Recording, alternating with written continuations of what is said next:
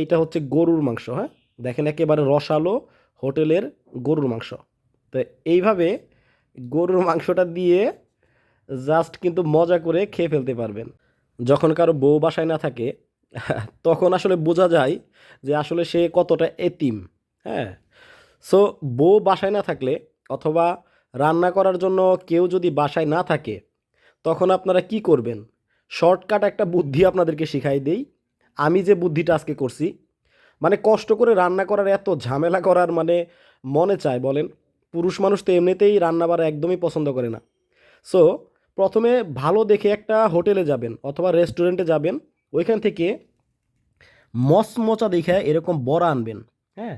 মচমচা দেখে বড়া আনবেন এবং বাইরে থেকে সবজির বাজারে গিয়ে হচ্ছে এরকম ফ্রেশ টমেটো, বেশি করে হচ্ছে সালাদ নিবেন। একেবারেই শর্টকাট খাবার। এইটা হচ্ছে গরুর মাংস, হ্যাঁ? দেখেন একেবারে রসালো হোটেলের গরুর মাংস। তো এইভাবে গরুর মাংসটা দিয়ে এই যে রসালো, রসালো পিস। আহা! ব্যাচেলর থাকাই ভালো রে ভাই। হ্যাঁ? ১০০, ১৫০, ২০০ টাকা দিয়ে গরুর মাংস আনবেন।